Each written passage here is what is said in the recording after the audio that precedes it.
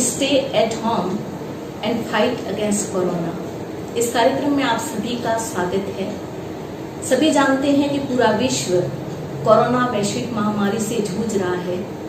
ऐसे में डूंगरपुर जिला प्रशासन का एक प्रयास है कि इस जागरूकता कार्यक्रम के माध्यम से SMS यानी कि सोशल डिस्टेंस, मास्क और सैनिटाइज के उपयोग के संदेश आप तक पहुंचाए जाएं। और साथ ही साथ ये प्रयास भी है कि सरकार और प्रशासन के द्वारा कोविड काल के दौरान किस तरह के प्रबंधन किए जा रहे हैं, किस तरह से क्रियान्वयन किया जा रहा है, क्या चुनौतियां सामने हैं और जन कल्याणकारी योजनाओं को भी आप तक पहुंचाने का प्रयास किया जाएगा। इसी कड़ी में आज हमारे साथ हैं डूंगरपुर जिला पुलिस अधीक्षक महोदय श्रीमान जय यादव साहब। सर, सबसे पहले इस कार्यक्रम में आपका स्वागत है। सर्वप्रथम ये जानना चाहेंगे हम सर कि इस आपदा काल में लोगों ने लॉकडाउन शब्द को सुना है, तो लॉकडाउन के क्रियान्वयन में आपको किस तरह की चुनौतियों का सामना करना पड़ा? जैसा कि आपको पता है कि ये जो है एक तरह की हेल्थ इमरजेंसी है जो हम पुलिस डील करते हैं। ज्यादातर लॉकडाउन जो है कुछ कर्फ्यू की तरह है, लोगों को उसमें घर में रहना पड़ता है, लेकिन वो कर्फ्यू जो होता है उसी की हमें ट्रेनिंग दी जाती है कि उसको कैसे इम्पोज कराना है। वो कुछ लिमिटेड एरिया के लिए होता है और वो कानून व्यवस्था बनाने के लिए होता है। लेकिन लॉकडाउन जो है हम पुलिस के लिए भी नया था। इसके अंदर लोगों को जबरदस्ती घर में नहीं रखा जाता, इच्छा से ही लोग, क्योंकि ये उनके स्वास्थ्य से जुड़ा हुआ मामला है, तो जनता की जिम्मेदारी होती है, उन्हीं के अंदर इतनी जागरूकता होनी चाहिए कि वो घर पे रहें। इसके लिए हमने देखा कि डूंगरपुर की जो जनता है उसने लॉकडाउन में जो लगाया गया उसके अंदर बहुत अच्छा सहयोग करा। हमारे पास पुलिस फोर्स इतनी नहीं थी, फिर भी लोगों के सहयोग से उसको हमने लॉकडाउन का पूरी तरह पालन कराया गया, जिससे जो है हमारे यहाँ डूंगरपुर में जो कोविड-19 के केसेस थे वो काफी कम रहे और बहुत नियंत्रित रहा। इसके लिए मैं डूंगरपुर वासियों का शुक्रिया अदा करना चाहूंगा कि उन्होंने इतना अच्छा हमें लॉकडाउन में सहयोग किया। और एक पुलिस मित्र जो थे हमारे, उन्होंने भी बहुत अच्छा काम किया। हमारे साथ मिलकर पुलिस के साथ कंधे से कंधा मिला के लॉकडाउन की पालना कराने के लिए खड़े रहे। कुछ 99% जनता पूरा इसमें साथ दिया लॉकडाउन के अंदर। कुछ 1% थे जो बदमाशी कर रहे थे, नहीं मान रहे थे, उनके साथ हमने थोड़ी सख्ती बरती, समझाइश भी करी, फिर वो भी मान गए। इसी के साथ हमने जो लॉकडाउन का पीरियड था बहुत अच्छा निकला और जनता का बहुत सहयोग है। सर, कभी ऐसा हुआ कि आपको स्वयं समझाइश के लिए फील्ड में जाना पड़ा हो या इस तरह का कभी इवेंट आया आपके सामने? ये ऐसा समय था अभी जो लॉकडाउन लगाया और जो शुरू में जो हालात थे उसके अंदर हमारी पुलिस फोर्स जो थी वो भी काफी, उनको भी समझनी थी कि ये क्या है, क्या बीमारी है, तो उनको भी मोटिवेट करने की बहुत जरूरत थी, क्योंकि वो सीधा फ्रंट लाइन में थे। जो डॉक्टर्स हैं, हमारे पुलिसकर्मी थे, वो बिल्कुल इस कोविड-19 की चपेट में आने का सबसे ज्यादा खतरा था, क्योंकि वो ग्राउंड पे काम कर रहे थे। वो जनता को तो घर में रहे और वो खुद फील्ड में काम करे, इसलिए उनको मोटिवेट करने के लिए मैं लगातार फील्ड में जाता रहा। जो बाहर घूम रहे थे उनसे भी समझाइश करी ताकि हमारे जो पुलिस फोर्स है, जो हमारे पुलिस मित्र हैं, वो मोटिवेट रहे और इस बीमारी से घबराए नहीं, सतर्कता बरतें। जनता को भी इसके बारे में बताएं ताकि सब मिलजुल कर इस बीमारी पर विजय हासिल करें। बिल्कुल सर, और एक चुनौती और भी रही हमारे जिले के लिए, क्योंकि ये अंतर्राज्यीय सीमा से लगा हुआ जिला था और उस समय बड़ी तादाद में प्रवासी पहुंच रहे थे। तो सर, क्या कुछ बॉर्डर पर और जिले की जो अन्य सीमाएं थी उस पर क्या प्रबंधन रहे आपके? जैसा कि आप लोगों को पता है, हमारा डूंगरपुर जो जिला है वो गुजरात बॉर्डर से लगता है। हमारे 4 थाने जो है डायरेक्टली गुजरात बॉर्डर से लगते हैं। एक तो हाईवे जो है वो गुजरात से इधर की तरफ आता है, राजस्थान की तरफ, और वो दिल्ली की तरफ जाता है, तो उस पर काफी रश रहता है। और हमारे यहाँ के वागड़ क्षेत्र के बहुत लोग जो है गुजरात में काम भी करते हैं, तो वहाँ पे लॉकडाउन होने की वजह से काम धंधा उनका बंद हो गया। इस वजह से वो वापस पलायन करके डूंगरपुर, बांसवाड़ा, प्रतापगढ़ इधर आने लगे।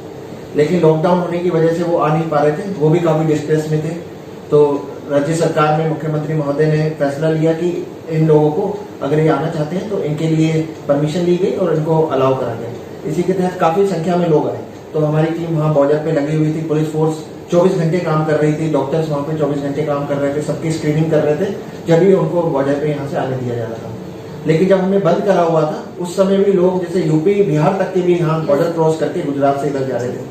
हम बॉर्डर बंद थे तो वो जंगल के रास्ते थे, तो वहां से भी आ रहे थे।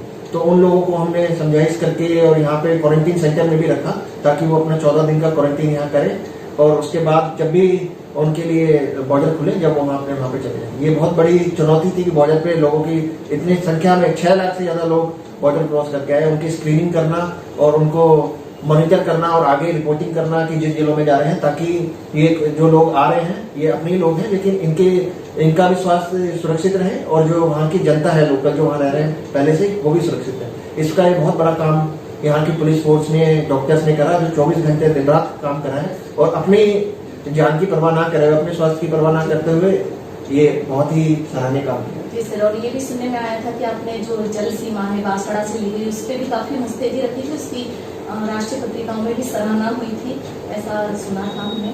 ये जैसे कि हमने देखा था कि बांसवाड़ा में बहुत केसेस आने लगे थे, कुशलगढ़ और वो आनंदपुरी में बहुत केसेस आ रहे थे और वो हमारे बॉर्डर जो था वो नदी के थ्रू लोग वहाँ से इधर आते थे, तो वहाँ से आने से हमारे डूंगरपुर में थोड़ा खतरा बढ़ रहा था। इसलिए हमने वहाँ पे गश्त कराने के नाव से पुलिसकर्मी लगाए, कुआ थाना का एरिया था, वहाँ पे नाव से गश्त कर रहे थे ताकि लोग इधर से बांसवाड़ा से इधर मूवमेंट ना करें, ताकि हमारे डूंगरपुर के जो लोग हैं वो इस खतरे के, इस कोविड-19 की चपेट में ना आए और सुरक्षित रहें।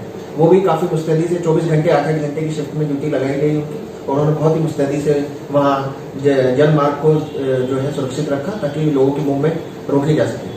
जी बिल्कुल सर, ये मुस्तैदी काफी रही लॉकडाउन में, लेकिन जो अब एक जहन में प्रश्न आता है कि जब अनलॉक फेज हुआ है उसके बाद जिस तरह से केस बढ़ रहे हैं, तो क्या अब सोशल डिस्टेंसिंग या जो मास्क या जो एडवाइजरी है जो भी जारी हुई है उसकी पालना के लिए पुलिस प्रशासन किस तरह से कार्य करता है?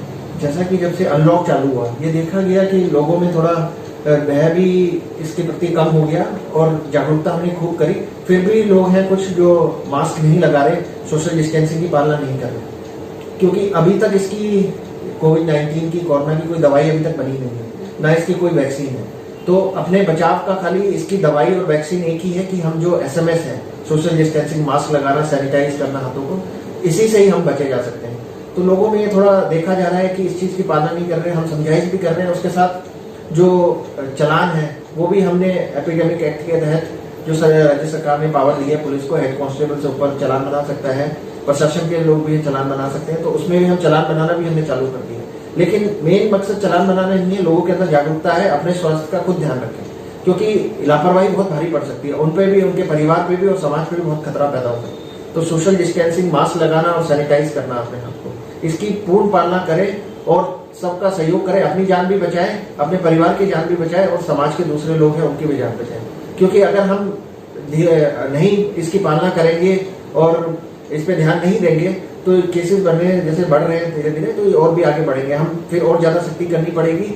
लेकिन हम चाहते नहीं है कि चलान और ये करा जाए, हमारा मेन मकसद ये है कि लोग खुद ही जागरूक हों और इसके अंदर अपने आप ही इन चीजों की पालना करें, ताकि जो हमने लॉकडाउन में जितनी जागरूकता दिखाई उतना ही अभी अनलॉक फेज में और इसमें आगे अपनी जागरूकता दिखाएं, क्योंकि इसका पता नहीं है कोविड कब तक चलेगा। अभी इसका कोई नहीं, 1 साल भी हो सकता है, 2 साल भी हो सकता है, तो इसलिए अपने आप को मेंटली तैयार करें। और ये अभी जब तक इसके कोई इलाज या कोई वैक्सीन नहीं बन जाती, इसको जीवन का हिस्सा बना लें। सोशल डिस्टेंसिंग, मास्क लगाना, जैसे कि हम और चीजों में हेलमेट लगाना जितना जरूरी है उसी के साथ वो जीवन बचाता है, इसी तरह से मास्क लगाना, सोशल डिस्टेंसिंग करना, सैनिटाइज करना, ये अपने जीवन बचाने के लिए। लोगों में कुछ गलतफहमी भी है कि खाली खतरा 65 ईयर से ज्यादा है, 10 साल से बच्चा, उनको तो ज्यादा खतरा है ही। लेकिन हमने डूंगरपुर में ऐसा केस भी देखा है कि 22 साल की लड़की है, उसकी डेथ हो गई। तो इसलिए इस बीमारी ये नई है, इसके बारे में कोई कुछ नहीं कह सकता, वक्या तरह से कोई साइंटिस्ट भी अभी नहीं बता पा रहे अच्छी तरह से 100% श्योर कि बीमारी क्या रूप लेगी, किसको बहुत ज्यादा खतरा है, किसको कम है। हाँ, ये जरूर है कि जिनको पहले से ही कोई बीमारी है 65, उनको तो बहुत ज्यादा खतरा है ही।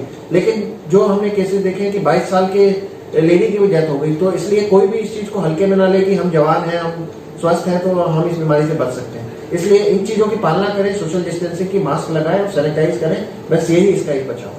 सर, अभी आपने कहा कि चालान भी बना रहे हैं, जुर्माना भी लग रहा है, तो क्या कुछ ऐसा है कि सोशल डिस्टेंस नहीं रखेंगे या मास्क नहीं पहनेंगे या कुछ और एडवाइजरी का पालन नहीं करेंगे तो कोई जुर्माना है, कितना है, क्या कुछ बता पाएंगे आपसे? जैसे कोई मास्क नहीं लगाता तो उसके 100 रुपए जुर्माना, दुकानदार नहीं करता उसके लिए 500 रुपए जुर्माना, सोशल डिस्टेंसिंग 200, तो ऐसे करके चालान बनाए हुए हैं। लेकिन वो चालान बनाना हमारा मकसद ये नहीं है कि आपके चालान बना के कि राजकोष में पैसा जमा हो, ये मकसद नहीं है। हमारा मकसद ये है कि आपके अंदर जागरूकता है, आपको इस चीज की पता चले कि ये चीज कितनी जरूरी है आपके स्वास्थ्य के लिए, क्योंकि आपका खतरा खुद तो आप अपने जान को खतरे में है ही, उसके साथ जो पब्लिक है, दूसरे और लोग हैं, उनको भी बहुत बड़ा खतरा है। इसलिए सबकी जान बचाना हम सबकी जिम्मेदारी है। इसी के साथ एक जागरूक नागरिक बने, देश में जो इंडिया में जो काम हुआ है कोविड-19 में और खासकर राजस्थान में जो है वो काबिल तारीफ है, लेकिन अब हमें इसको और ज्यादा जागरूक होकर और इसकी पालना करानी है ताकि हम दुनिया में एग्जाम्पल सेट करें कि भारत जो देश है वो किसी भी आपदा से निपटने के लिए हमेशा तैयार रहता है और यहाँ की जो जनता है वो अग्रिम रहती है और पूरी जागरूक है हर चीज से निपटने की। जी सर, अभी जैसा हम देख रहे हैं कि जिले में लगभग 1000 के आसपास केस हो चुके हैं, ऐसे में क्या सर पुलिस प्रशासन कोई विशेष जागरूकता योजना चला रहा है या कोई प्रयास कर रहा है कि लोगों को नियमों का पालन करवाया जाए? जैसा कि हमारे डूंगरपुर में अभी 1000 लगभग रोज 10-12 केस एवरेज आ रहे हैं और ज्यादातर देखा गया है कि जो बाहर से आए हैं वही लोगों के केस ज्यादा आ रहे हैं, जो बाहर से आ रहे हैं उसके बाद फिर उनके परिवार में भी वो पॉजिटिव आ जाते हैं। तो इसके लिए पुलिस जागरूकता तो कर ही रही है, हमने लगातार रैली निकाली है, जाके लोगों को समझाइश करी है, लेकिन इसके साथ सख्ती भी बढ़ती जा रही है और उनका चालान भी बनाया जा रहा है। तो लोग खुद ही जागरूक हों, इस चीज को समझें कि इस चीज को हल्के में ना लें बिल्कुल भी, कि ये बीमारी अभी खत्म नहीं हुई है और ये किसी को भी कभी भी किसी भी तरह से इम्पैक्ट कर सकती है। तो इसका बचाव ही एक इसका उपचार है और कोई इसका तरीका नहीं है बचने के लिए। तो खाली पुलिस के डर के मास्क लगाना और उसके बाद उतार देना वो मकसद नहीं है। आपको हमेशा जब भी आप कहीं गैदरिंग है, कहीं भीड़ है, कहीं भी जा रहे हैं तो मास्क जरूर लगाएं उसको, यही आपका एक बचने का तरीका। और मास्क को भी लगाने के बाद फिर वो कपड़े का है तो उसको तुरंत धोएं घर में जाके, बार बार एक मास्क को रोज रेगुलर यूज ना करें। सर, अंत में आप कुछ विशेष संदेश देना चाहेंगे कोविड के जागरूकता के परिवेश में? मैं सबको डूंगरपुर वासियों को यही कहना चाहूंगा कि कोरोना वॉरियर्स जो थे, हमारे डॉक्टर्स थे, प्रशासन के लोग हैं, पुलिस है, इन्होंने अपनी जान जोखिम में डाल के आपके लिए काम किया है। तो अब उम्मीद है कि आप लोग जागरूक होएं। अनलॉक तो लगा है क्योंकि हमें अपनी इकोनॉमी बचानी है, लोगों को रोजगार भी दिलाना है, इसलिए ये सब कुछ खोला गया है, लेकिन इसको बिल्कुल भी हल्के में मत लें। कोरोना का कोई पता नहीं है ये कोविड-19 क्या रूप ले सकता है, आगे और भी खतरनाक हो सकता है अगर हम इसमें ढिलाई बरतेंगे और जो सरकारी निर्देश है उसकी पालना नहीं करेंगे तो इसकी बीमारी भयावह रूप और ले सकती है और इसका पता नहीं है कब तक चलेगा। इसलिए जो सोशल डिस्टेंसिंग, मास्क लगाना और सैनिटाइज करना, ये अपने जीवन का हिस्सा बना लें और इस चीज में बिल्कुल भी लापरवाही ना बरतें, क्योंकि हम लोगों ने बहुत ही अच्छा काम किया था, आप लोगों ने बहुत सहयोग किया था लॉकडाउन के टाइम में, लेकिन अब भी हमें उतनी ही जागरूकता से काम करना है और घर में रहें। जैसे हमने गाना भी बनाया था यहाँ पे, रेजू रेजू, तो घर पे ही रहना है, अपने को बाहर नहीं निकलना जब तक अपने को जरूरी ना, फालतू घूमने के लिए उसके लिए बाहर ना जाए और किसी भी भीड़ का हिस्सा ना बने, पार्ट ना बने। और जो भी है अपने बेरोजगारी के लिए उसके लिए तो जाना पड़ेगा, लेकिन उसमें भी पूरी जो ऑफिस में जा रहे हैं, कहीं भी जा रहे हैं रोजगार करने के लिए, उसमें सोशल डिस्टेंसिंग की दूरी बनाए रखें, मास्क लगाएं और सैनिटाइज करें। साबुन मिले, साबुन से सैनिटाइज करें, साबुन नहीं है तो सैनिटाइजर से हाथ साफ करें, लेकिन रेगुलर कहीं भी किसी चीज को छूते हैं तो अपना हाथ रेगुलर सैनिटाइज करें। और परिवार में जो बुजुर्ग लोग हैं और 10 साल से छोटे बच्चे हैं और जिनको पहले से कोई डायबिटीज, शुगर या कोई और बीपी की प्रॉब्लम है, उनका तो विशेषकर ध्यान रखें क्योंकि उनका जीवन बचाना भी बहुत ही जरूरी है। इसी के साथ मैं आशा करता हूँ कि डूंगरपुर वासी, जैसे आप लोगों ने लॉकडाउन में साथ दिया, तो अभी जो लापरवाही दिख रही है उसको बिल्कुल नहीं करेंगे और हम डूंगरपुर जो बहुत ही अच्छा कोविड-19 पे हमने नियंत्रण करा था, आगे भी हम सहयोग सब मिलजुल कर करेंगे और खाली डर के नहीं, अपने जागरूक रह के काम करेंगे और सब मिलकर इस कोविड-19 पे जीत हासिल करेंगे। बिल्कुल सर, बहुत बहुत धन्यवाद, आपने हमारे कार्यक्रम में भाग लिया। तो देखिए, आप जिला पुलिस अधीक्षक महोदय का भी ये कहना है कि लॉकडाउन के दौरान डूंगरपुर की जनता ने अभूतपूर्व और अपूर्व सहयोग दिया है और इसी सहयोग की उम्मीद अनलॉक फेज के दौरान भी आपसे करते हैं कि आप सोशल डिस्टेंस अपनाएं, जहां पर भी जाएं। दूसरा, मास्क का उपयोग जरूर करें, हाथों को सैनिटाइज करें बार बार और भीड़ में बिल्कुल ना जाएं। और एक विशेष बात कि अनावश्यक रूप से तो बाहर घर से बिल्कुल भी नहीं निकलें, अपने घर पर रहें, सुरक्षित रहें, stay at home and fight against corona. फिर आपसे मुलाकात होगी। नमस्कार।